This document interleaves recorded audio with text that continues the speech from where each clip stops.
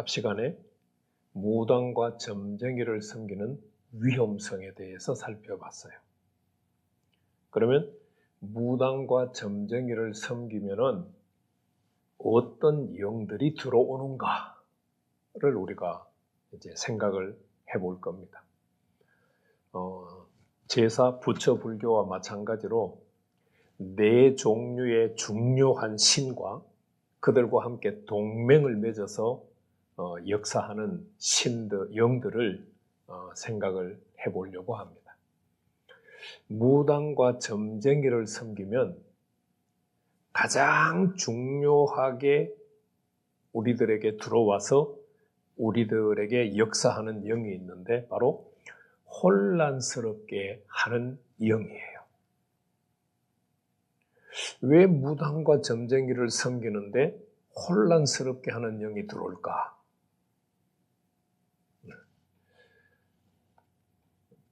영은 성령님이 계시고 하나님이 보내신 성령님이 계시고 하나님을 대적하는 거짓 영, 마귀 혹은 귀신이 있어요. 성령님은 요한복음 16장 13절 말씀에 의하면 자의로 말하지 않아요. 오직 듣는 것을 말씀하세요. 보좌 우편에 계시는 예수님이 하시는 말씀이나 하나님 아버지께서 하시는 말씀을 듣고 전달하는 역할을 해요. 예수님과 하나님 아버지는 서로 다른 말을 하지 않아요. 한 방향 같은 목표의 말씀을 하셔요. 그래서 성령님은 그것을 받아서 우리들에게 알려주는 역할을 하세요. 반면에 무당과 점쟁이가 받은 영은 마귀 혹은 귀신이라고 하는데 우리가 앞에서 살펴봤듯이 요한복음 8장 44절 말씀에 보면 처음부터 거짓말하는 자예요.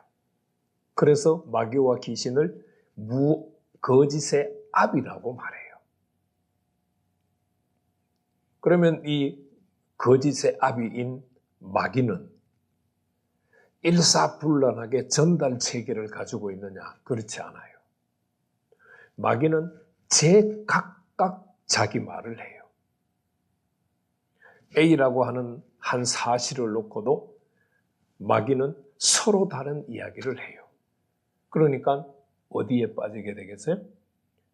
혼란에 빠지게 되죠. 그래서 무당과 점쟁이를 섬겼을 때 가장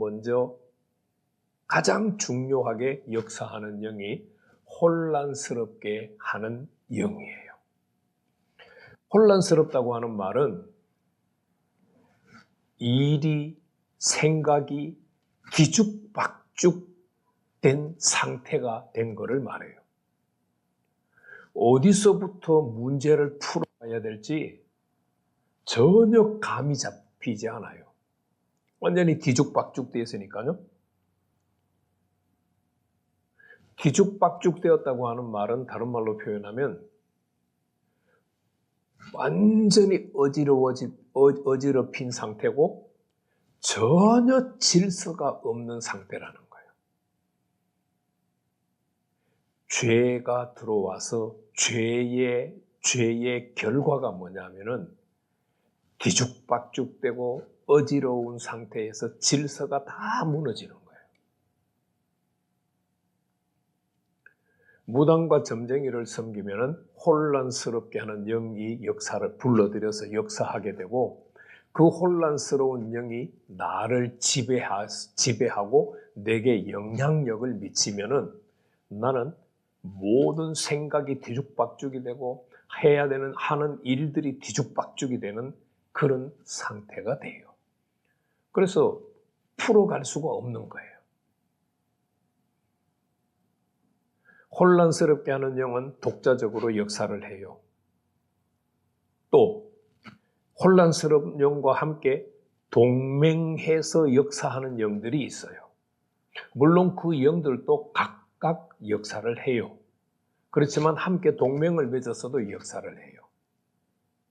혼란스럽게 하는 영이라고 하는 이 큰 영에 속해는 영은 분별하지 못하게 하는 영이에요. 분별하지 못하게 한다는 말은 성도들은 하나님의 말씀이 주어져 있잖아요. 그러니까 그 하나님의 말씀이 모든 것을 분별하는 기준이 되는 거예요. 그런데 분별하지 못하게 하는 영은 성경 말씀을 기억을 못하게 만들어요. 어느 것이 좋고 어느 것이 나쁜지 분별이 안 돼요. 어떤 것이 옳고 어떤 것이 그른지 분별이 안 돼요. 분별하지 못하게 하는 영은 옳고 그름을 분별하지 못하게 만들고 이게 좋은 건지 나쁜 것인지 분별하지 못하게 만들어요. 우리가 예수를 믿고 하나님의 자녀가 돼서 성도로 살아가고 하나님의 말씀이 우리한테 주어져 있잖아요. 그럼에도 불구하고 옳고 그름을 분별하지 못하고 좋고 나쁜 것을 분별하지 못해요. 그건 왜 그러느냐? 무당점쟁이를 섬겨서 분별하지 못하는 영들을 불러들였고 분별하지 못하는 영들에게 내가 사로잡혀서 살아가기 때문에 그래요. 두 번째는 갈피를 잡지 못하게 하는 영을 불러들이고 역사를 해요. 분별하지 못한다는 것과 갈피를 잡지 못한다는 것은 달라요. 갈피를 잡지 못한다고 하는 말은 방향성과 관계된다라고 생각하시면 좋아요. 자, 우리가 어떤 문제가 생겼어요. 그러면은 그 문제를 풀어가야 되는데 어떤 방법으로 어떤 방향을 향해서 풀어갈까? 그게 잡혀야 문제를 풀어갈 수가 있잖아요. 그런데 갈피를 잡지 못하게 하는 영이 역사하면은 일의 방향성 자체를 완전히 상실해요. 자, 우리가 자동차를 몰고 운전한다고 생각을 해봐요. 목적지는 부산이에요. 그런데 목적지의 방향을 파주로 잡았어요. 차를 파주로 몰고 가면은 부산을 갈 수 있어요? 없어요? 못 가죠. 갈피를 잡지 못하는 영을 무당점쟁이를 섬겨서 갈피를 잡지 못하는 영을 불러들이고 그 갈피를 잡지 못하는 영의 지배를 받으면 방향성을 완전히 엉뚱하게 잡게 돼요. 아마 우리도 실제 생활 가운데서 방향성을 잘못 잡아서 그르치고 실패한 경우가 엄청 많이 있을 거예요. 그게 무당 점쟁이를 섬겼을 때 갈피를 잡지 못하게 하는 영들을 불러들이고 그 영들의 지배를 받기 때문에 영향력을 받기 때문에 일어나는 일들이에요. 혼란스럽게 하는 영과 동맹을 맺어서 역사하는 세 번째 영은 결단하지 못하게 하는 영이에요. 자, 분별하지 못해서 옳고 그른지 좋고 나쁜지 분간이 안 돼. 거기다가 갈피를 잡지 못하게 하는 영이 역사에서 어떤 방향으로 나아가야 되는지 방향을 못 잡았어요. 그러니까 뭐 하는 거예요? 왕자왕하는 거죠. 왕자왕하게 되니까 결단을 못 하는 거예요. 무당과 점쟁이를 섬겼을 때 가장 중요한 영이 불러들이는 영이 혼란스럽게 하는 영이에요. 그 혼란스럽게 하는 영은 분별하지 못하게 하는 영, 갈피를 잡지 못하게 하는 영, 결단하지 못하게 하는 영과 동맹을 맺어서 우리를 지배해요. 그러면 그 결과는 어떻게 될까요?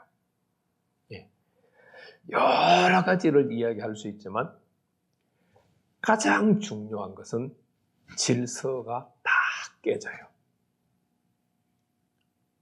우리 가정을 예로 들면은 부부 사이에 질서가 있어요. 남편은 아내를 대할 때 그리스도께서 교회를 위해서 자신의 몸을 준 것 같이 아내를 사랑하라, 대하라. 아내는 남편에게 순종하라. 그런데 무당과 점쟁이를 섬겨서 혼란스럽게 하는 영과 그 동맹군들을 불러들여서 영향을 받아서 살면 이 질서가 깨져요. 남편은 남편이 해야 될 행위를 안 하는 거예요. 삶을 살지 않는 거예요. 아내는 아내가 살아야 될 삶을 살지 않는 거예요.